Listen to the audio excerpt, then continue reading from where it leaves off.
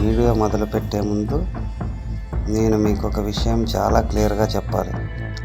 సాధారణంగా జాతకం అనగానే మీ వ్యక్తిగత రాశి గురించి చూసుకుంటారు. కానీ అసలు విషయం ఏమిటంటే జాతకాలు రెండు రకాలు ఉంటాయి. ఒకటి మనిషి జాతకము, రెండోది ప్రపంచ జాతకం.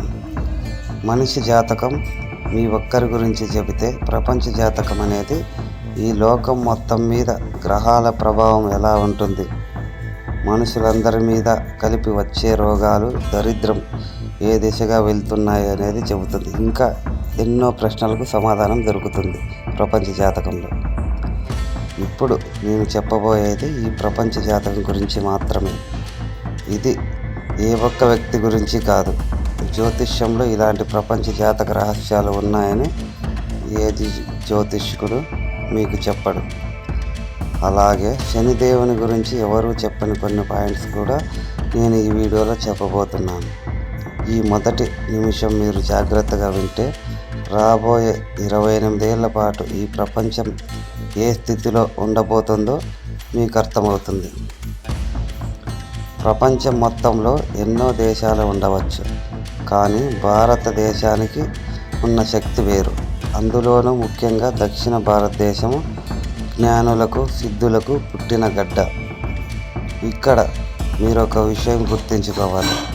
నేడు ప్రపంచాన్ని శాసిస్తున్న ఇంటర్నెట్ వ్యవస్థ వెనుక ఉన్నది, ఈ టెక్నాలజీని నడిపిస్తున్నది మన దక్షిణ భారతదేశమే. అందులోనూ ముఖ్యంగా తమిళనాడు అన్న విషయం మర్చిపోవద్దు.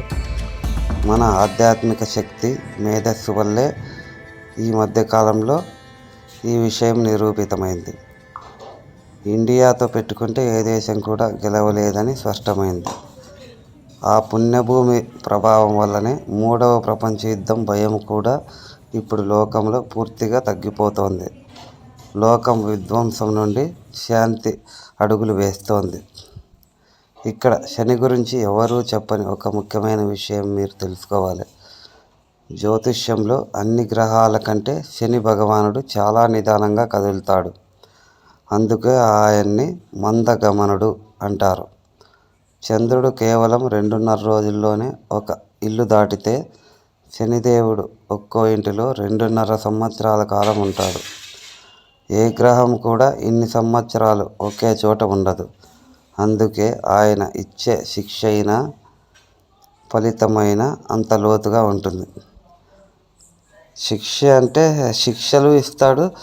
ఇంకా మనకు మంచిగా ఏమన్నా అవకాశం ఉంటే, అంటే పుణ్యమైన ఉంటే మనకు డబ్బులైనా ఇస్తాడు. మనల్ని ఎంతో రిచ్గా కూడా చేస్తాడు. మంచి చెడు అన్నీ కూడా ఆయనే చూసుకుంటాడు. గత 6 ఏళ్లుగా ఆయన తన సొంత ఇల్లులో ఉండి లోకాన్ని ఈ నిదానంతోనే శిక్షించారు. రాజకీయాల్లో మార్పులు ఇప్పటి నుంచే మొదలయ్యాయి. గత కొన్నేళ్లుగా టెక్నాలజీ ఎక్కువ అయిపోయి మనిషిని బానిసగా చేసుకున్న దరిద్రం ఇప్పుడు వదులుతోంది. అలాగే పెళ్ళిళ్ళు కాక, సంబంధాలు కుదరక ఇబ్బంది పడుతున్న యువతకు రాబోయే 5 ఏళ్ళు ఒక గొప్ప యోగం పట్టబోతోంది. ఇన్నాళ్ళు మిమ్మల్ని పీడించిన ఆటంకాలన్నీ ఇప్పుడు తొలగిపోతాయి. ఇక అసలైన విషయం ఏమిటంటే శని తన సొంత ఇల్లు వదిలి బయటికి వచ్చారు. ఆయన మళ్ళీ తన సొంత ఇంటికి వెళ్ళడానికి కనీసం 28 ఏళ్ళు పడుతుంది.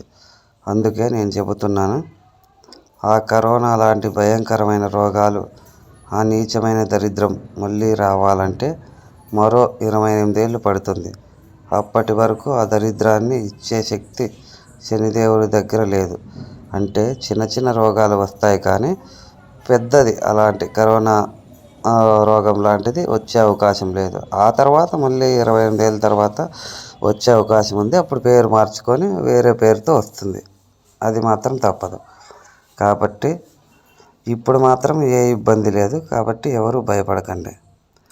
రాబోయే 25 ఏళ్లకు పైగా ప్రపంచానికి ఆ రోగాల భయం లేదు. లోకం ఇప్పుడు కొత్త వెలుగులోకి వస్తోంది. తాగేది, తినేది వంటి విషయాల్లో క్రమశిక్షణగా ఉండండి.